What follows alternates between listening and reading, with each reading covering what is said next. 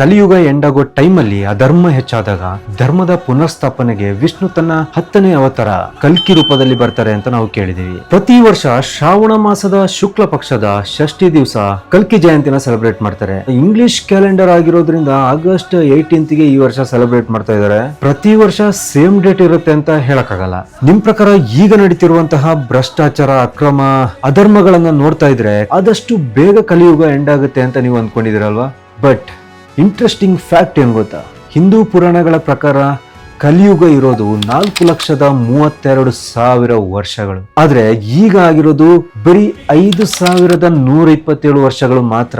ಅಂದ್ರೆ ಕಲ್ಕಿ ಹುಟ್ಟಿ ಬರೋಕೆ ಇನ್ನ 4,26,873 ವರ್ಷಗಳು ಬಾಕಿ ಇದೆ.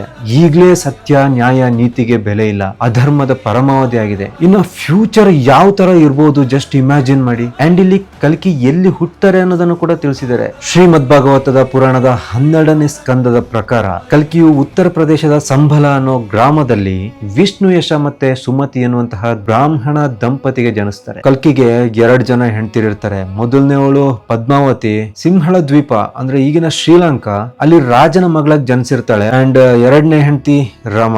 ಇವ್ರ ಬಗ್ಗೆ ಕೆಲವು ಪುರಾಣಗಳಲ್ಲಿ ಉಲ್ಲೇಖ ಮಾಡಿಲ್ಲ. ಮೊದಲನೇ ಹೆಂಡತಿ ಮಕ್ಕಳು ಜಯ ಮತ್ತೆ ವಿಜಯ. 2ನೇ ಹೆಂಡತಿ ಮಕ್ಕಳು ಮೇಘಮಾಲ ಮತ್ತೆ ಬಲಾಹಕ. ಈಗ ಅಧರ್ಮದ ಅಗೇನ್ಸ್ಟ್ ಫೈಟ್ ಮಾಡಬೇಕು ಅಂತಂದ್ರೆ ಫೈಟಿಂಗ್ ಕಲಿಬೇಕಲ್ವಾ? ಈ ಫೈಟಿಂಗ್ ಕಲಿಯಕ್ಕೆ ಗುರುಗಳು ಬೇಕಲ್ವಾ? ಈ ಗುರುಗಳು ಯಾರಾಗಿರ್ತಾರೆ ಗೊತ್ತಾ? ಪರಶುರಾಮ ಅವರು ಕಲ್ಕಿಗೆ ಸಜೆಸ್ಟ್ ಮಾಡ್ತಾರೆ, ನೀನು ಶಿವನನ್ನ ಕುರಿತು ತಪಸ್ಸು ಮಾಡು ಅಂತ.